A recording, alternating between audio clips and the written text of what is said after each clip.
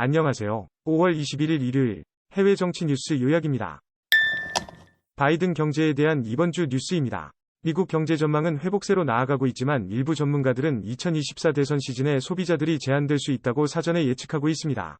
이유는 코로나19 대유행으로 인한 긴급경제 구호책으로 발생한 대량의 일시적 저축분, 즉 초과 저축, 이 수요 급증과 경제 상황을 일시적으로 개선해주다가 남은 500억 달러의 초과 저축분이 사라질 경우 회복 가능성이 현격하게 저하될 수 있기 때문입니다.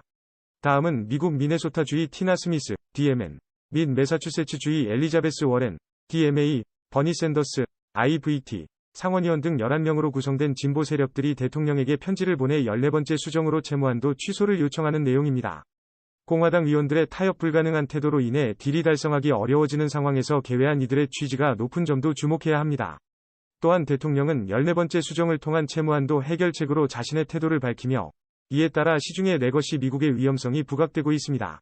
다음은 피트 부티지지의 대통령 내각의 교통부 장관으로서의 임기 동안 겪은 과제와 성과에 대한 뉴스입니다. 새로 임무를 맡기 전에 접수한 공항 취소 및 연기 문제, 소비자 보호 제재, 기차 추돌 사고 등 과제를 아울러 보다 나은 미국 교통 인프라를 위한 예산 분배도 성공적으로 처리한 것으로 알려졌습니다. 다만 교통정책 수립 이외의 문제들에 대해서도 대변하는 경우가 많았기 때문에 비판과 논란을 빚기도 했습니다. 다음은 미국이 러시아에 대한 제재를 집행하고 있지만 제재의 효과가 크게 보이지 않는 뉴스입니다.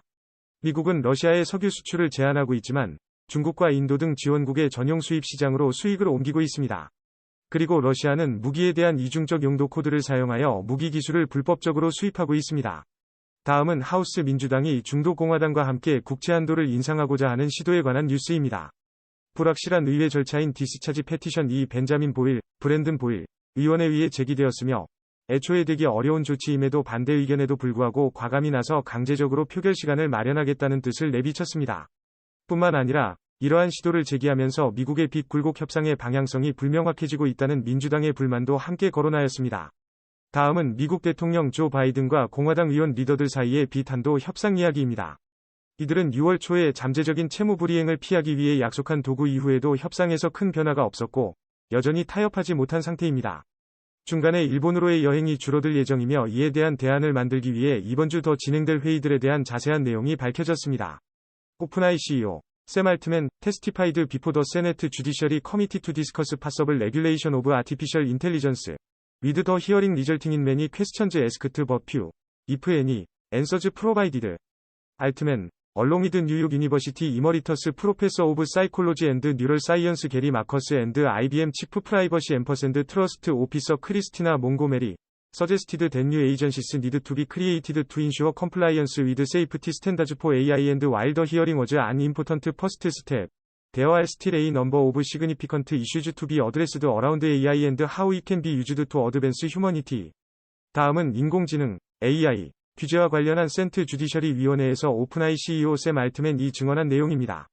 청문회는 많은 질문을 던졌지만 답은 찾지 못한 결과를 가져왔습니다.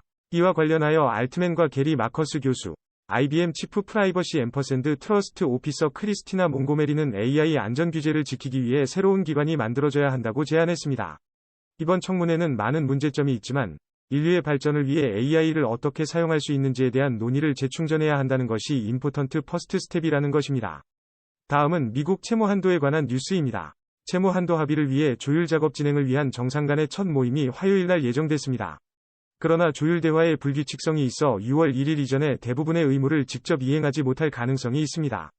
계속 불확실한 상황에서 합의에 도달하지 못하면 재정 부문의 붕괴 가능성도 있습니다.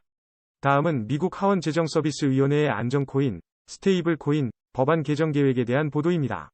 워터즈 의원이 안정코인 법안을 개정하려는 계획을 발표하면서 민주당의 의원들이 지원할지 여부를 감지하고 있습니다.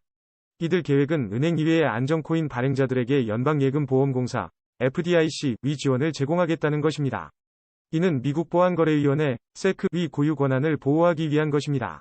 다음은 이번 주 관심을 받을 정치 뉴스입니다. 미국의 채무 한도 문제로 대표단 회의가 이어집니다. 인공지능 및 중국 대응이 제기될 예정입니다.